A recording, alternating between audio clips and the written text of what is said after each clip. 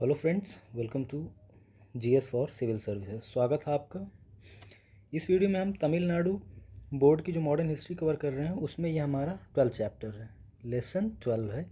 और इसमें हम ब्रिटिश इंडिया आफ्टर 1857 यानी कि जो 1857 की क्रांति के बाद जो परिदृश्य तैयार होता है पूरे भारतीय परिप्रेक्ष्य में उसको हम कवर करेंगे। और इसमें जो है हम 3 वॉइस रॉय जो हैं, लॉर्ड लिटन, लॉर्ड रिपन और लॉर्ड कर्जन, इनको जो है डिस्कस करेंगे। ठीक है, लॉर्ड लिटन जिनका 1876 से 1880 के बीच में थे, लॉर्ड रिपन 1880 से 1884 के बीच में थे, और लॉर्ड कर्जन। ठीक है, और इसमें हम लर्निंग ऑब्जेक्टिव्स देख लेते हैं। अपने लर्निंग ऑब्जेक्टिव्स हमारे क्या हैं? लॉर्ड लिटन का जो पॉलिसीज़ हैं फेमाइन पे, जो यहाँ पे सूखा वगैरह पड़ता है, दुर्भिक्ष जिसे भी कहा जाता है। ठीक है, क्या कहा जाता है इसे? दुर्भिक्ष भी कहा जाता है। इंडियन प्रेस और व्यापार को लेके लॉर्ड लिटन की क्या पॉलिसीज़ रही हैं उनको देखेंगे। सेकंड जो है बहुत इंपॉर्टेंट है, सेकंड अफगान वॉर। ठीक है, इसको इसमें अच्छे से क्लियर करेंगे। Lord Ripon's reform in the field of education and local self government, इसे हम समझेंगे। The Albert bill controversy and Ripon's attitude towards Indians, इसे समझेंगे अच्छे से। Lord Curzon's reforms and partition of Bengal. ठीक है, इसे हम लोग देखेंगे। तो चलिए शुरू करते हैं। तो ये आप देख रहे हैं क्वीन विक्टोरिया की ये फ़ोटो है। तो 1857 की क्रांति के बाद, after the 1857 revolt, the responsibility of ruling was directly assume by British crown. तो देखिए 1857 से पहले की क्रांति ये की परिस्थिति ये थी कि इससे पहले जो है जो ईस्ट इंडिया कंपनी थी उसके हाथ में पूरा जोर था। लेकिन धीमे धीमे जो है जितने भी चार्टर बनते गए, ईस्ट इंडिया कंपनी की शक्ति को कम कर दिया गया था। लेकिन तब भी जो ब्रिटिश क्राउन था उसने पूरी तरीके से जो है अपने हाथ में नहीं लिया था भारत की सत्ता को, लेकिन अब ले लिया गया।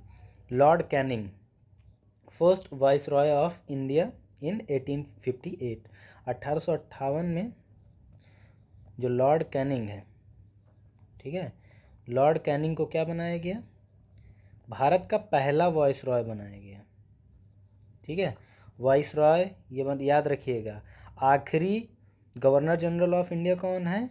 लॉर्ड कैनिंग ही हैं। और पहले इंडिया के जो है वॉइस रॉय कौन है? वो भी लॉर्ड कैनिंग है। द गवर्नमेंट एक्ट ऑफ 1858, 1858 का जो एक्ट था उसमें क्वीन को जो है क्वींस प्रोक्लेमेशंस यानी क्वीन का जो है वो क्या थी? घोषणा पत्र थी। Same year signify the change in Indian administration. तो जो भारत के प्रशासन में जो बदलाव होने वाले थे, जो बड़े स्तर पर बदलाव होने वाले थे, ईस्ट इंडिया काम जो खत्म होने वाला था, उसकी घोषणा किस में की गई थी? ये इसी चीज़ में की गई थी। ठीक है, the queen's proclamations remain the basis of British policy in India for more than 60 years. और यही जो है तरीका लगभग 60 साल तक चलता रहा 1858 के बेसिस पे। ठीक है, ये पहली बार बदलाव आपको कब देखने को मिलेगा? आपको ये 1909 के जो मॉर्ले मिंटो एक्ट है उसमें आपको चेंजेस दिखने को मिलेंगे। 1858 का जो एक्ट है वो लगातार 60 साल तक कार्यरत रहेगा पूरे भारत में। लेकिन फिर क्या होगा? 1909 के पास इसमें जो है बदलाव शुरू किए जाएंगे, क्योंकि भारतीयों को जो है बड़े स्तर पे पार्टिसिपेशंस वगैरह दिए जाएंगे। लोकल एडमिनिस्ट्रेशन में जो है डिसेंट्रलाइजेशन वगैरह, विकेंद्रीकरण वगैरह किया जाएगा। तो the administrations of Lord Lytton, Lord Ripon और Lord Curzon were important during this period. तो इन 60 सालों के बीच में जो 3 सबसे बड़े किरदार रहे हैं या करेक्टर्स रहे हैं, या आप लॉर्ड्स कह सकते हैं, वाइसरॉय कह सकते हैं, तो लिटन, रिपन और कर्जन थे। तो इनको जो है हम क्रमवार देखते हैं। तो सबसे पहले हम लोग देखेंगे किन्हें? लॉर्ड लिटन को। 1876 से 1888 में भारत में इनका कार्यकाल रहा है। तो lord Lytton was an experience diplomat. तो वो क्या थे? एक एक्सपीरियंस्ड यानी उन्हें अनुभव था। डिप्लोमेट थे यानी कि राजनयिक थे। And man of striking ability and brilliance, और काफ़ी जो है बुद्धिमत्तापूर्ण कार्य करने की उनके अंदर जो है क्षमता थी, जिसको जो है इसी वजह से उनको जो है बड़े स्तर पे कार्यभार दिया गया। द ब्रिटिश प्राइम मिनिस्टर डिज़राइली, तो जो इंग्लैंड के जो प्रधानमंत्री थे, ब्रिटिश प्राइम मिनिस्टर थे डिज़राइली, उन्होंने अपॉइंट किया था। ठीक है, वाइस रॉय ऑफ इंडिया किसे? लॉर्ड लिटन को। ये उनकी पिक्चर है। The prevailing famine and the political disturbance, जो लगातार जो दुर्भिक्ष की स्थिति थी और जो ये राजनीतिक जो डिस्टर्बेंस बना हुआ था, यानी कि एक तरीके से आप कह सकते हैं कि कि जो स्थिति बनी हुई थी उससे क्या हो रहा था, मामला ज़्यादातर ख़राब हो जा रहा था। The north west frontier caused a great worry to the British at that time. तो जो ये नॉर्थ वेस्ट फ्रंटियर है, यानी कि अफ़गानिस्तान और पाकिस्तान का जो इलाका है, यहाँ पे जो है ज़्यादातर जो है कैजुअलिटी बनी हुई थी, लगातार जो है कॉन्फ्लिक्ट्स वगैरह हो रहे थे वहाँ के जो लोकल रूलर थे और ये जो ब्रिटिशर्स थे इनके बीच में। तो इन सारे मुद्दों को सॉल्व करने के लिए जो है लॉर्ड लिटन को अपॉइंट किया गया। तो सबसे पहले जो है फेमाइन पॉलिसी, फेमाइन को लेके, या जो सूखे की स्थिति थी, दुर्भिक्ष की स्थिति थी, इसको लेके इन्होंने सबसे पहले क्या काम किया। तो 1876 से 1878 में जो है क्या हुआ कि लगभग 2 मानसून जो हैं, यानी कि 2 जो मानसून होते हैं वो एकदम बर्बाद हो गए, फेल्योर था पूरी तरीके से, खेती एकदम तबाह हो गई थी। It covered an area of 2,50,000 square, और इसके अंदर, यानी ये जो 2 साल के अंदर जो मानसून फेल हुआ तो उसके अंदर 2,50,000 स्क्वायर मील जो है क्षेत्र जो है प्रभावित हुआ था, जिसके चलते 58 मिलियन, कितने लोग, 58 मिलियन लोग जो हैं क्या हुआ, अफेक्टेड हुए थे, प्रभावित हो गए थे। 58 मिलियन लोग जो हैं इससे प्रभावित हो गए थे। The worst effect areas were Madras, और इससे प्रभावित होने वाले ज़्यादातर जगहें कौन सी थी, मद्रास थी, Mysore, Hyderabad, Bombay, central India and the Punjab. ये 6 जगह थी जो सबसे ज़्यादा प्रभावित हुई थी, किससे, इस फेमाइन से।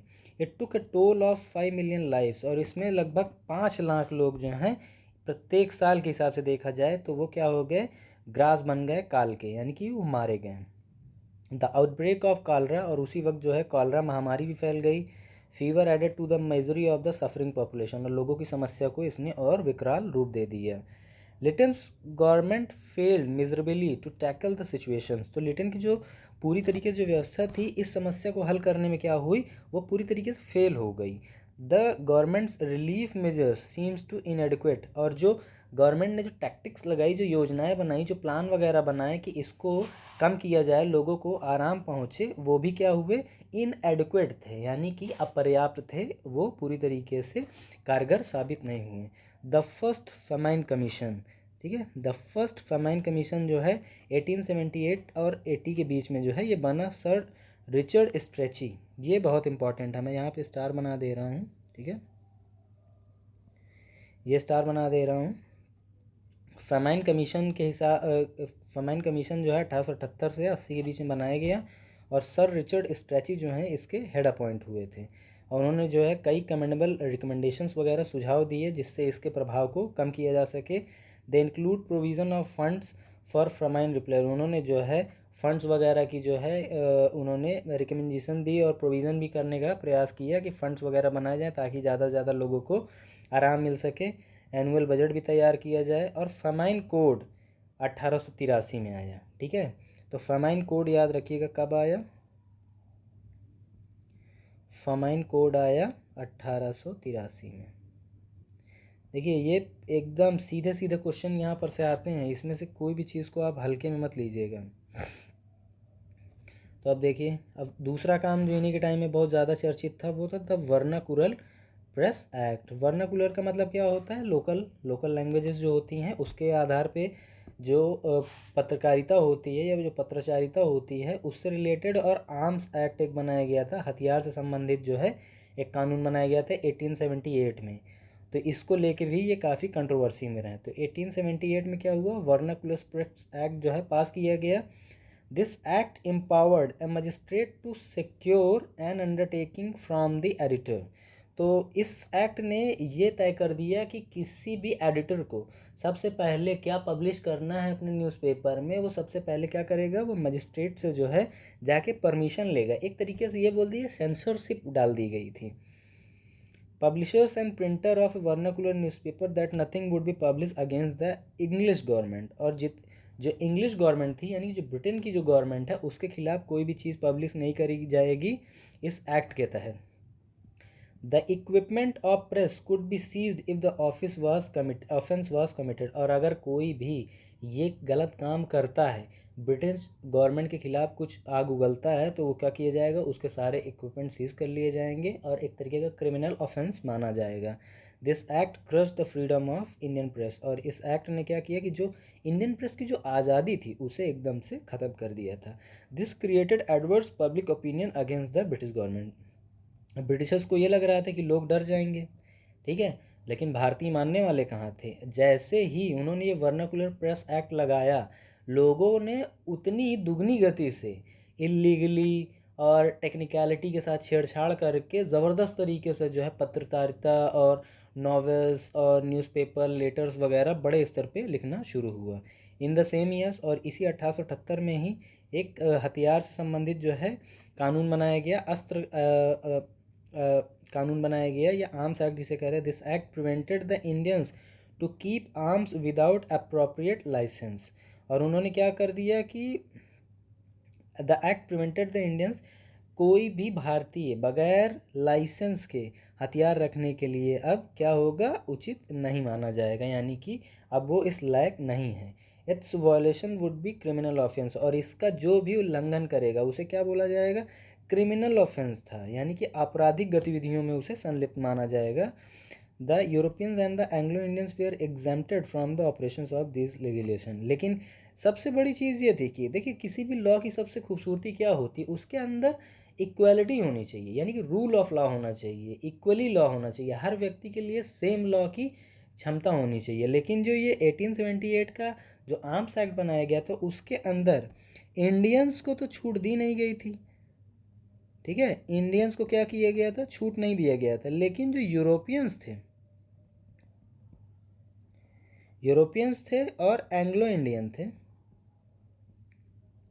उन्हें क्या किया गया था, एग्जेम्प्ट किया गया था, यानी उन्हें छूट दी गई थी कि आप रख सकते हैं बगैर लाइसेंस के हथियार।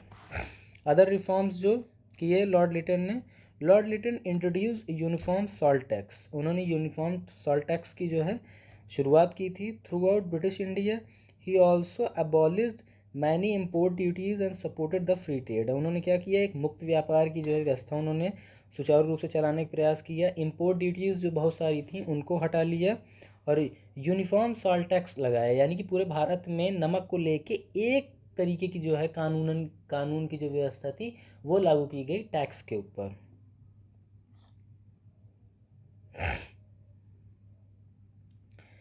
तो policy this has seriously affected the Indian economic interest, और इससे क्या हुआ कि भारत की जो आर्थिकी थी वो बहुत ज़्यादा प्रभावित हुई। The system of decentralisation of finance that had begin in the time of lord Mayo was continued during the time of Lord Lytton. तो देखिए लॉर्ड मेयो के टाइम में क्या हुआ था कि डिसेंट्रलाइजेशन ऑफ जो वित्त का होता, वित्त का विकेंद्रीकरण, यानी ज़्यादा से ज़्यादा लोगों के हाथ में पैसा हो, उसकी जो शुरुआत हुई थी उसको भी क्या किया गया, इस टाइम भी सुचारू रूप से चालू रखा गया। यानी कि लॉर्ड लिटन के टाइम में जो है डिसेंट्रलाइजेशन ऑफ फाइनेंस जो है बड़े स्तर पर किया गया। The provincial government were empowered with some control over the expenditure of all provincial matter like land revenue, excise stamps, law and justice. और इन सारी चीज़ों पर क्या किया गया, जो प्रोविंशियल गवर्नमेंट थी उनको एम्पावर्ड किया गया, यानी कि कहीं ना कहीं एक तरीके की छूट दी जाने लगी जो प्रांतीय सरकारें थीं उनको कुछ मामलों में, जैसे कि लैंड रेवेन्यू, जो भूमि से जो राजस्व निकलता था उस पे जो है कई सारे जो है छूट वगैरह दिए गए। एक्साइज स्टैम्प्स, लॉ, जस्टिस पे भी बहुत सारे छूटें दी गई कि इन्हें प्रांतीय सरकारों को, ठीक है, इन्हें क्या दिया गया, छूट दी गई। Liton wanted to encourage the province in collecting the revenue and thereby strengthen the financial power and position of province। Liton ने क्या किया, प्रोविंस की जो है जो राजस्व संग्रहण की जो क्षमता थी उसको और मजबूत किया, जिससे क्या हो सके, ज़्यादा से ज़्यादा फाइनेंशियल पावर को बढ़ाया जा सके। In 1878 the statutory civil services was establish. ये देखिए ये बहुत इंपॉर्टेंट है। 1878 में क्या किया गया,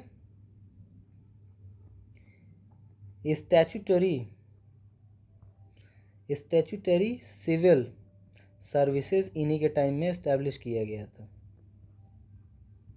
सांविधिक जो है, जो सिविल सर्विसेज हैं, नागरिक जो सेवाएं हैं, उनकी स्थापना की गई थी। Was establish exclusively for Indians but this was abolish later. और ये सिर्फ भारतीयों के लिए बनाया गया था, एक्सक्लूसिवली देखिए यहाँ पे लिखा हुआ है, लेकिन बाद में क्या हुआ, इसे ख़त्म कर दिया गया। लिटन का जो है सेकेंड अफगान वॉर जो है काफ़ी इंपॉर्टेंट है, ये देखते हैं। 1878 से 80 के बीच में हुआ। The Afghan policy of British was based on the assume threat of Russian invasion of India. देखिए, भारत का जो है सीमा अफ़गानिस्तान से लगी हुई थी, और जो अफ़गानिस्तान की सीमा है वो रशिया से लगी हुई थी। तो कहीं ना कहीं एक ब्रिटिशर्स को एक थ्रेट था कि कहीं भारत में जो है रशिया क्या करे, इन्वेजन न कर जाए, और उससे क्या होगा, हमारा नुकसान हो जाएगा। क्योंकि उस टाइम जो है टेरिटरी एक्वायर करने की जो है पूरे विश्व में होड़ मची हुई थी। कॉलोनियलिज्म जो है बहुत ज़बरदस्त तरीके से फैल रहा था। तो the first Afghan war 1838 to 42 proved to be disastrous one for the British in India. और ये 1838 से 42 के बीच में ये हुआ जो प्रथम अफगान वार है, ये बहुत ही घातक सिद्ध हुआ। किसके लिए? ब्रिटिशर्स के लिए, जो जितने भी अंग्रेज थे उनके लिए। When lord Lytton was appointed the viceroy of India, जब इन्हें वाइस रॉय ऑफ इंडिया जो है अपॉइंट किया गया, he was instructed by the home government of fellow of forward policy. तो जो होम गवर्नमेंट थी, यहाँ की जो सरकार थी, उसने क्या किया, इन्हें एक इंस्ट्रक्शन दिए कि फॉरवर्ड पॉलिसी आपको फॉलो करना है, यानी कि दबना नहीं है, जो भी करना है ज़बरदस्त तरीके से करना है और रिएक्शनरी तरीके से करना है।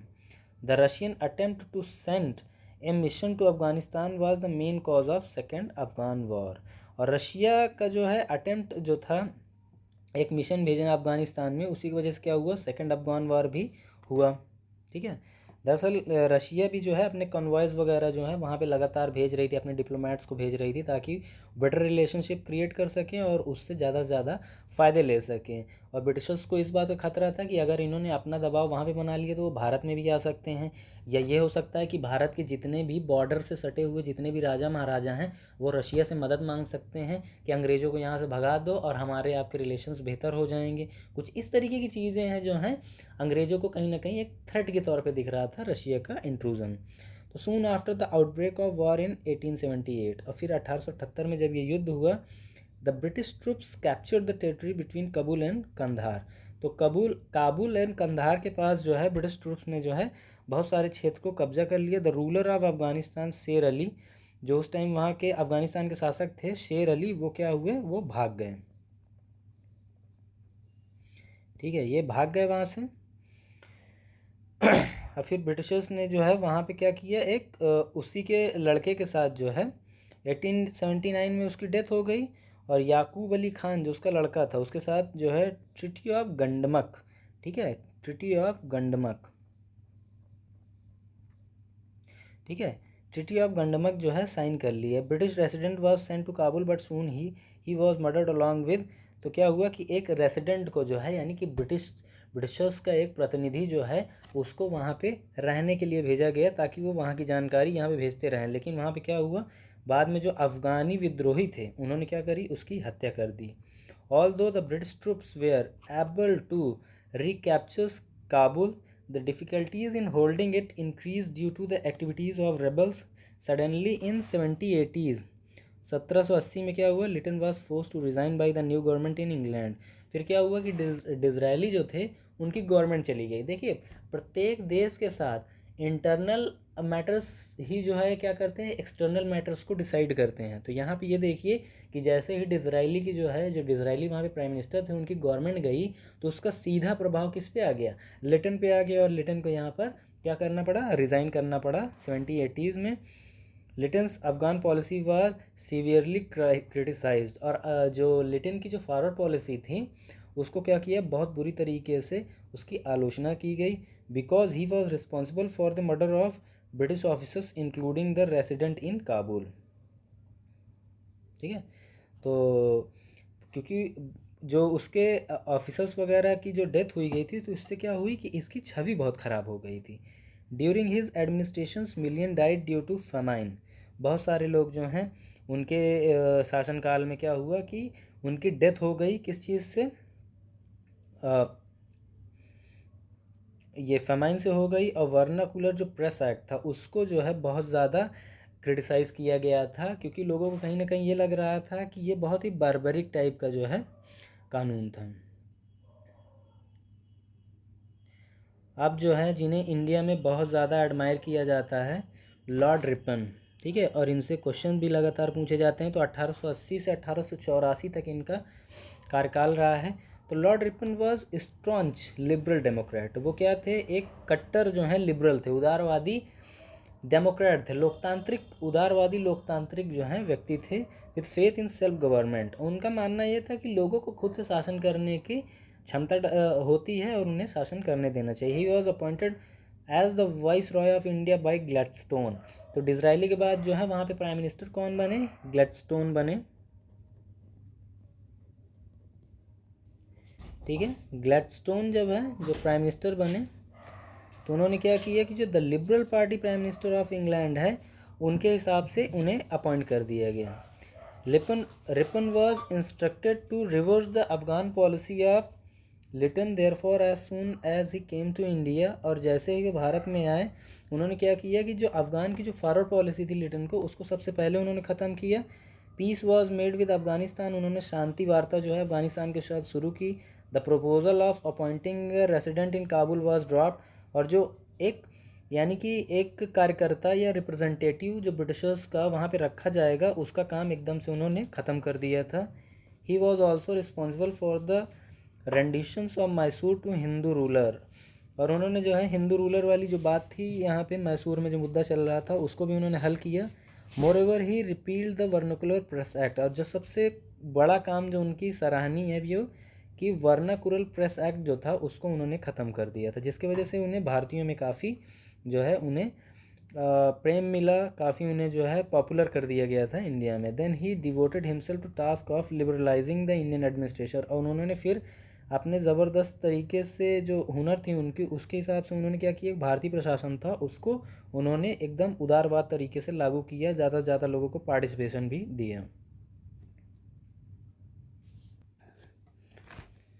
अब रिपन के जो सबसे जो महत्वपूर्ण काम हैं उनको हम देख लेते हैं। सबसे पहला है introduction of local self government. इसे साफ शब्दों में जो है आप पंचायती राज से भी समझ सकते हैं इसे, ठीक है। तो सबसे पहले जो है इंट्रोडक्शन जो है इंडिया में इन्होंने किया था 1882 में।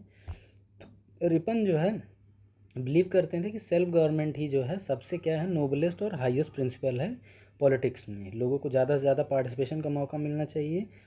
लिपन help the growth of local bodies like the municipal committees को बढ़ने में उन्होंने मदद की है टाउन्स में, लोकल बोर्ड्स इन तालुक्स, ठीक है।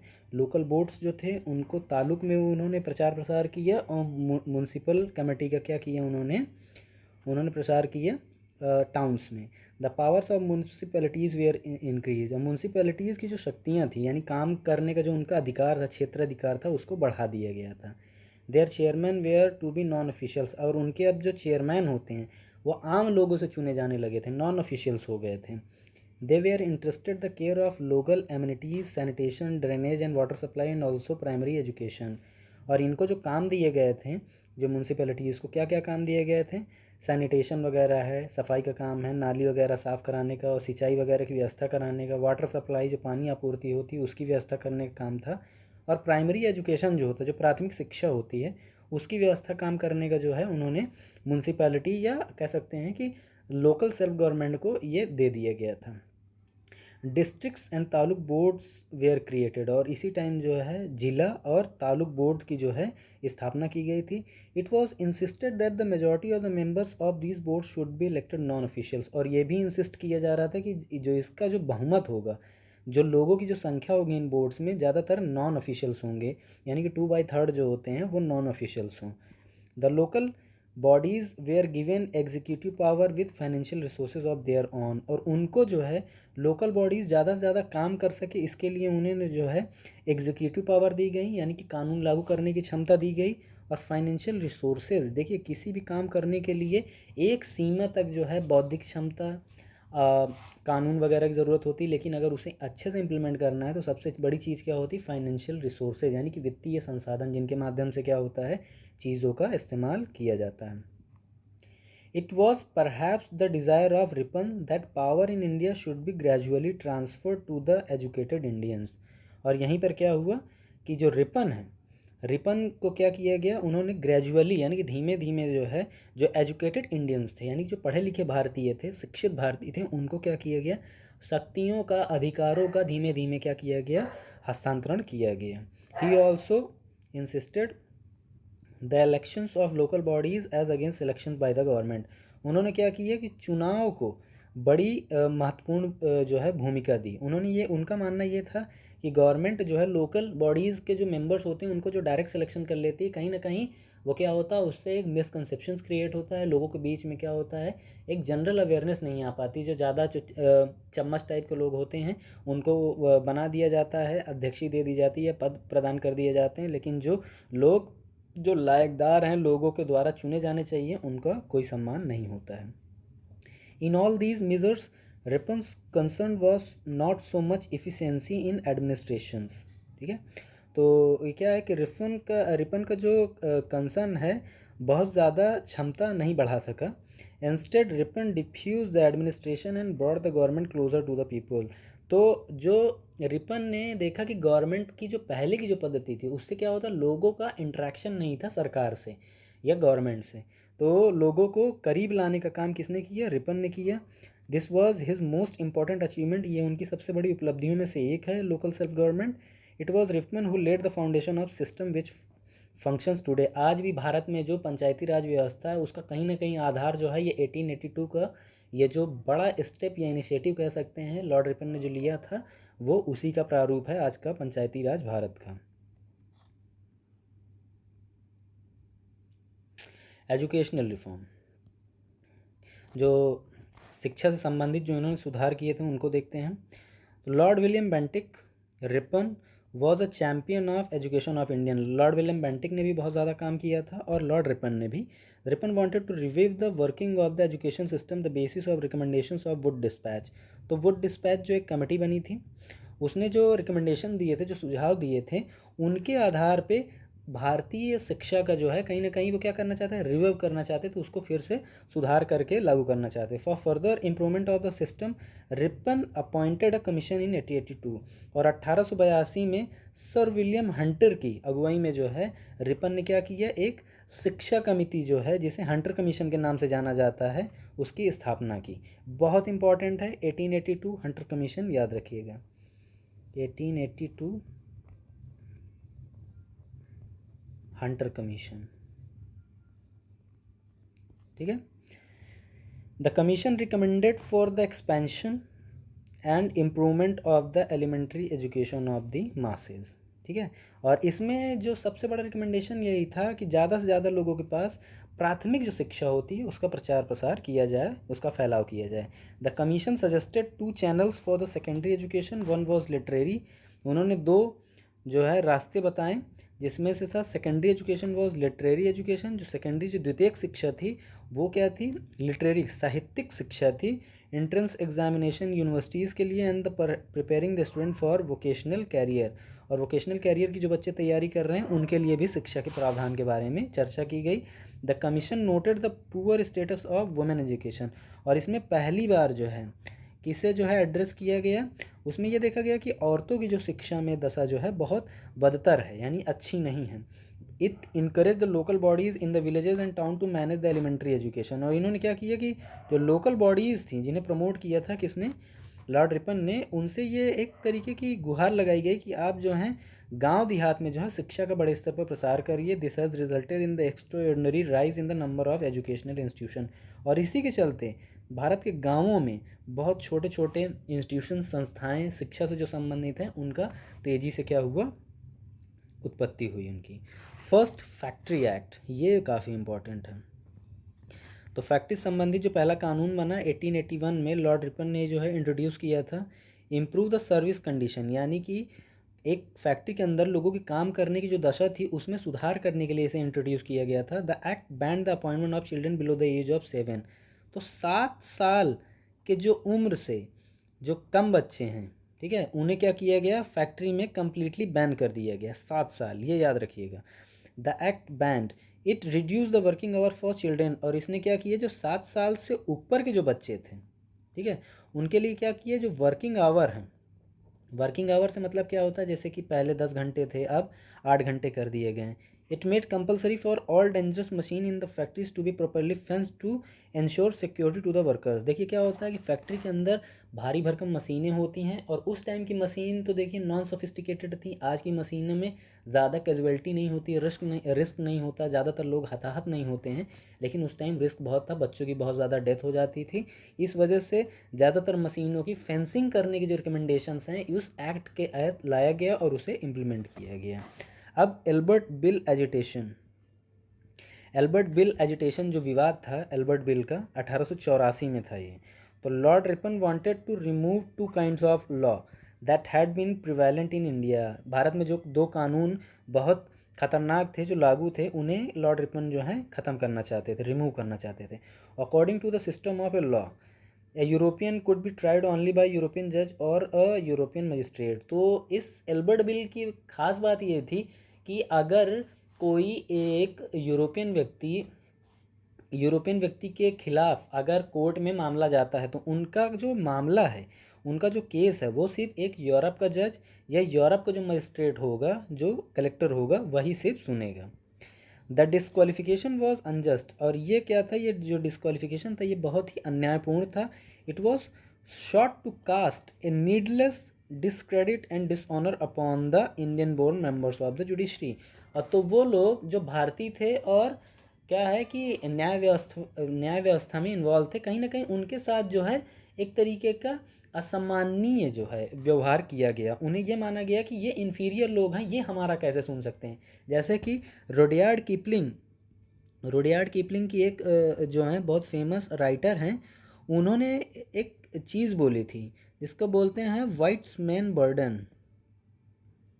ठीक है, क्या बोला था उन्होंने? Whites man burden.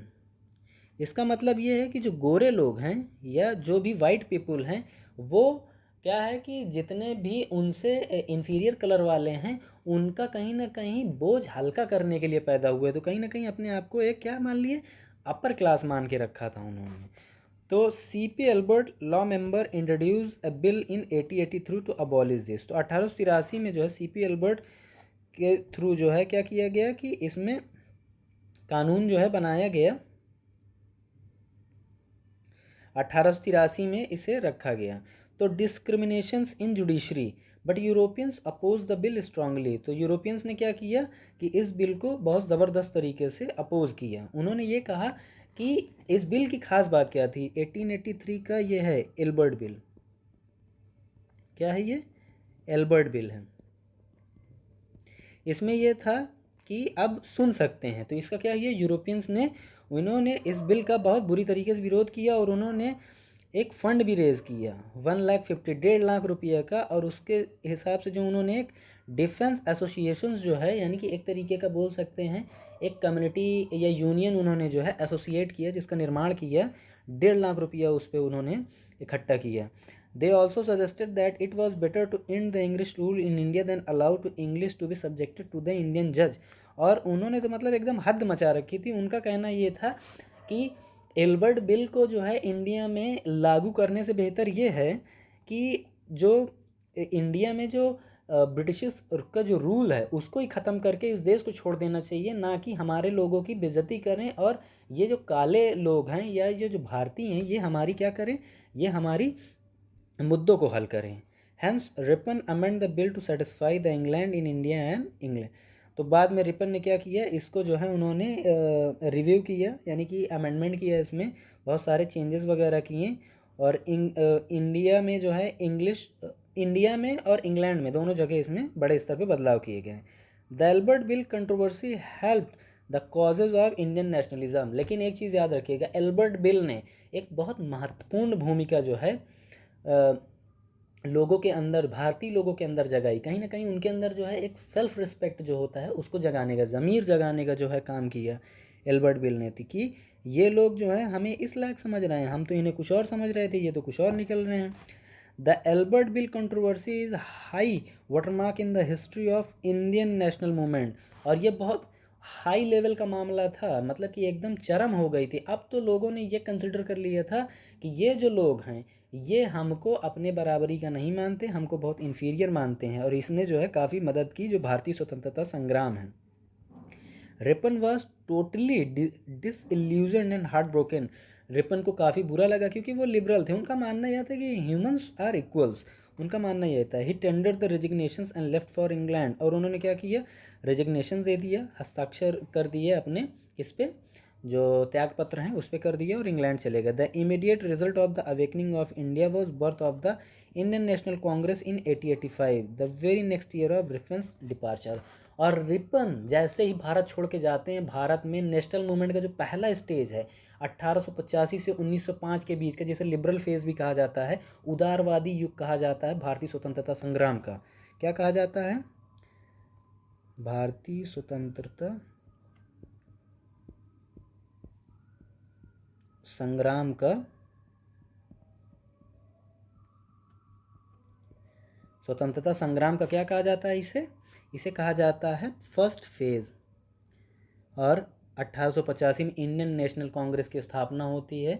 सर ए ओ ह्यूम जो हैं उनकी अगुवाई में होती है, और एम एस बनर्जी जो हैं पहली बार अध्यक्ष बनते हैं, और ये जो है बॉम्बे में जो है ऑर्गेनाइज किया जाता है। एस्टिमेट ऑफ लॉर्ड रिपन, अब इनका थोड़ा मूल्यांकन देख लेते हैं कि इनके क्या क्या अचीवमेंट्स रहे हैं, कहाँ पे फेल्योर रहे हैं। तो Lord Ripon was the most popularly viceroy and the England ever sent to India. तो इंडिया में सबसे ज़्यादा चहेते जो वाइसरॉय की गिनती जब की जाएगी तो सबसे टॉप पे थे लॉर्ड रिपन। उनको भारत द्वारा बहुत ज़्यादा जो है प्यार दिया जाता है उनके लिबरल डेमोक्रेटिक अप्रोच के कारण।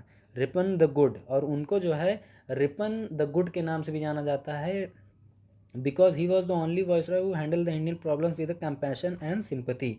उन्होंने भारतीयों की समस्याओं को एक भारतीय की दृष्टि से देखकर, उसका दुख और दर्द को महसूस करके, कंपैशन और सिंपैथी, जब आप एथिक्स पेपर 4 पढ़ेंगे तो उसमें ये प्रॉपर टॉपिक आएगा। कंपैशन और सिंपैथी एक पर्टिकुलर टॉपिक आएगा, उसको आपको पढ़ना पड़ेगा। ठीक है, इस नज़रिए से जब उन्होंने देखा तो समस्याओं को ज़्यादा अच्छे से हल कर सकें। His attempt to remove racial distinctions in the judiciary, the repeal of the Vernacular Press Act, the rendition of Mysore and the introduction of local self-government increased the popularity among Indians।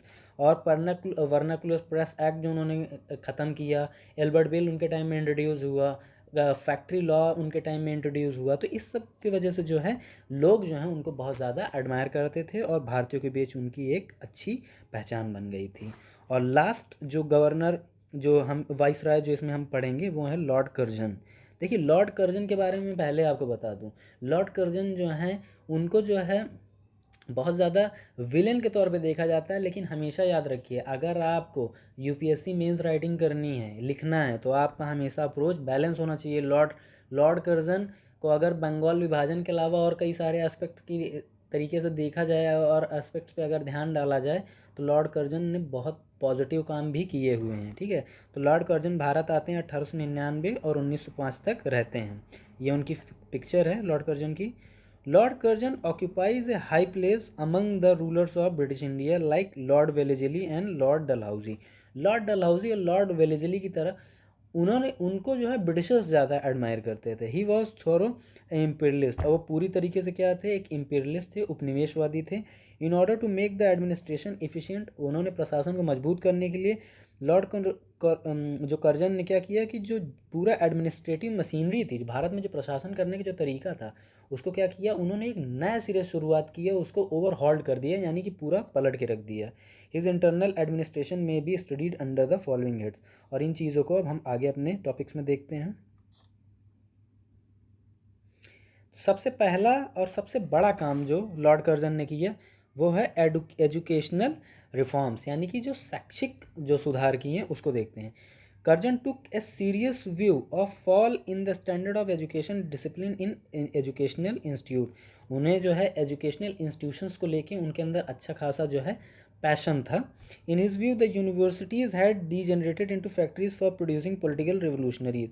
उनका कहीं ना कहीं ये मानना था कि इस time की जो यूनिवर्सिटीज़ हैं, ठीक है, जो जितने भी विश्वविद्यालय वगैरह वो सिर्फ क्या कर रहे हैं, पॉलिटिकल रेवोल्यूशनरीज, जो राजनीतिक क्रांतिकारी हैं, सिर्फ खाली उनकी जो है क्या कर रहे हैं, पैदा कर रहे हैं या उन्हें ही प्रोड्यूस कर रहे हैं।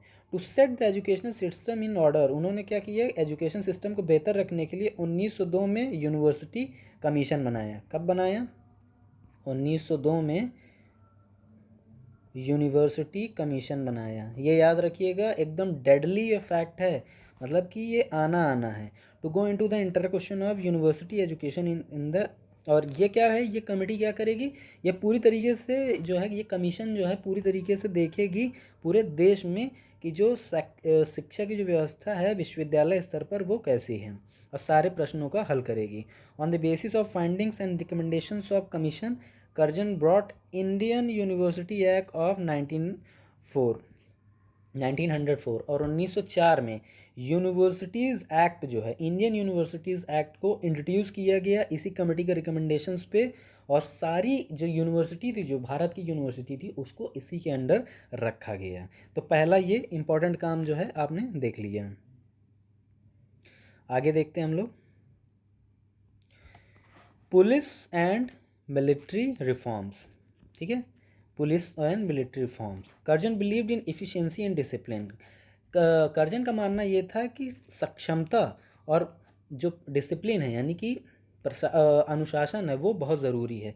ही instituted a police commission in 1902। उसने क्या किया कि पुलिस कमीशन, देखिए लगातार फैक्ट से फैक्ट आते जा रहे हैं। कॉन्सेप्ट, यही तो खास बात है तमिलनाडु बोर्ड की बुक्स की, कि इसमें जो फैक्ट भी देगा और कॉन्सेप्चुअल क्लैरिटी इतनी ज़बरदस्त देता है कि आप उससे मायूस हो ही नहीं सकते इसके कंटेंट से। इसीलिए यहाँ पर से जो है लगातार क्वेश्चन बन रहे हैं पीसीएस और यूपीएससी दोनों में। Chairmanship of sir Andrew Fraser. तो एंड्रयू फ्रेजर की अगुवाई में जो है 1902 में पुलिस कमीशन बनाया गया। कर्जन ने सारे रिकमेंडेशंस को एक्सेप्ट कर लिया और इम्प्लीमेंट भी कर दिया। He set up training schools for both the officers and constable.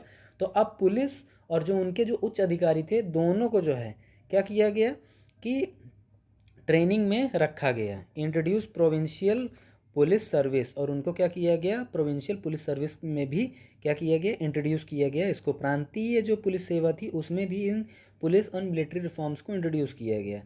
As for recommending the army, और आर्मी के लिए जो किया गया, Lord Kitchener the commander in chief in India in Curzon's time, और इसमें जो है काफ़ी काम किया था लॉर्ड किशनर ने, जो कमांडर इन चीफ थे इंडिया में लॉर्ड कर्जन के टाइम में। मिलिट्री रिफॉर्म्स को उन्हीं के टाइम में जो है इम्प्लीमेंट और इंट्रोड्यूस किया गया था।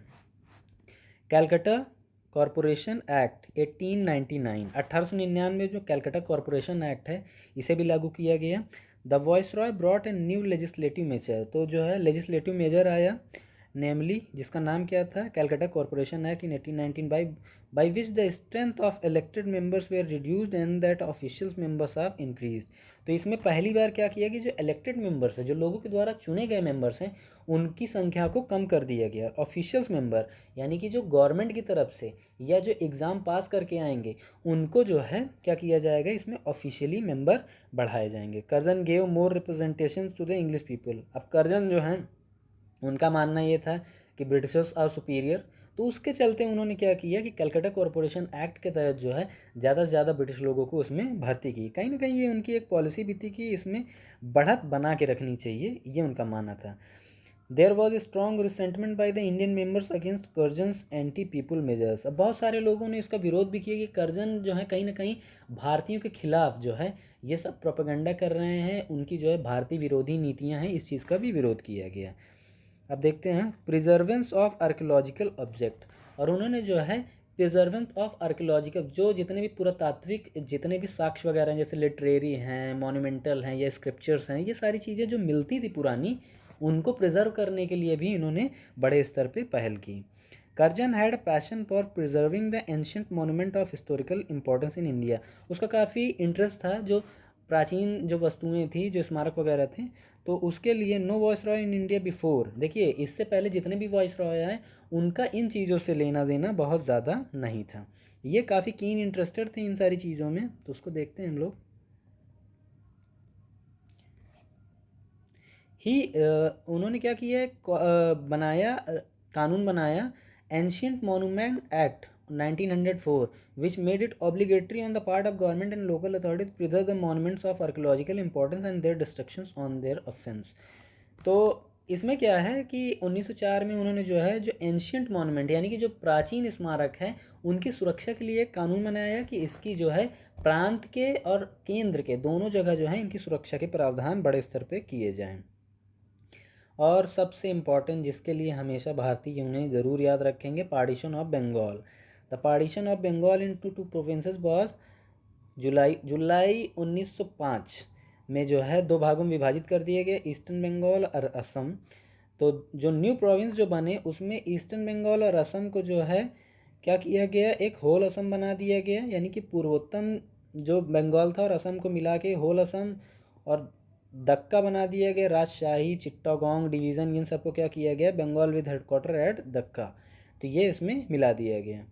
दो Curzon justifies action on administrative line. अब जब वजह ये थी कि उस टाइम जो है हिंदू मुस्लिम जो है जो यूनिटी थी वो अपने चरम पे थी। इसी चीज़ को जो है डिस्टॉर्ट करने के लिए, तोड़ने के लिए जो है लॉर्ड कर्जन ने पॉलिसी बनाई थी कि अगर ये बंगाल है, यहाँ पे दोनों लोग मिल के रह रहे हैं, अगर उनको विभाजित कर दिया जाए ईस्ट और वेस्ट में, ठीक है, ईस्ट और वेस्ट में अगर इन्हें तोड़ दिया जाए तो क्या होगा, उनकी कम्युनिटी भी कमज़ोर हो जाएगी, उनकी यूनिटी भी कमज़ोर हो जाएगी। उसकी वजह भी ये थी कि यहाँ पे जो है रेवोल्यूशनरी एक्टिविटीज़ बहुत ज़्यादा बढ़ गई थी। इस वजह से जो है ये पार्टीशन ऑफ बंगाल जो है उन्होंने किया था। लेकिन वो इसके पीछे रीज़न ये बताते हैं कि देखिए हम जो है बहुत बड़ा क्षेत्र है, हम इसको प्रशासनिक तौर पे संभाल नहीं पा रहे, इसलिए हम इसका विभाजन कर रहे हैं। तो ये सारे उनके रीजंस थे। तो पार्टीशन ऑफ बंगाल भी इन्हीं के अचीवमेंट्स में से एक है। तो एस्टिमेट ऑफ लॉर्ड कर्जन, अब लॉर्ड कर्जन का रिव्यू कर लेते हैं, उनके समीक्षा कर लेते हैं। Lord Curzon assumed his office when he was 40 years old, जब वो 40 साल का था तब उसने ये इसे क्या किया, अज्यूम किया, पद ग्रहण किया। All his reform measures were preceded by an expert commission and its recommendations. लेकिन सबसे खास बात क्या थी कि लॉर्ड कर्जन सबसे पहले एक कमेटी या कमीशन का सेटअप करते थे, फिर वो जो रिकमेंड करती थी अपने रिसर्च और एनालिसिस के बाद तभी उसको क्या किया जाता, अप्लाई किया जाता था। He made a serious study of the Indian problems in all their respect. उन्होंने भारतीयों की जो समस्याएं थी उसको जो है गहन अध्ययन के साथ जो है इस्तेमाल किया और लागू भी किया। At the beginning Karjan earned the popularity and administration of Indian people. He lost the popularity by the act of partition of Bengal. तो यहाँ पे मैं अपनी आखिरी की जो लाइन है जिनके साथ मैं एंड करूँगा इस चैप्टर को, वो ये था कि लॉर्ड कर्जन ने 1905 में बंगाल विभाजन करने से पहले जितने भी अचीवमेंट्स किए थे, कहीं ना कहीं इस चीज़ को करने के बाद जो है उनकी जो जितनी भी उपलब्धियां थीं वो भारतीयों की नज़र में जो है क्या हो गई, धूमिल पड़ गई थी। तो हमारा जो है ये चैप्टर क्लियर हो गया। ठीक है, आई होप कि आपको मज़ा भी आया होगा, आपको सारी चीज़ें इसमें अच्छे से मिल गई होंगी। ठीक है, तो आप जो है अगर आपको ये पसंद आया हो तो आप इसे जो है किसी को रिकमेंड करिए, लाइक शेयर सब्सक्राइब करिए। तो thank you for watching the video.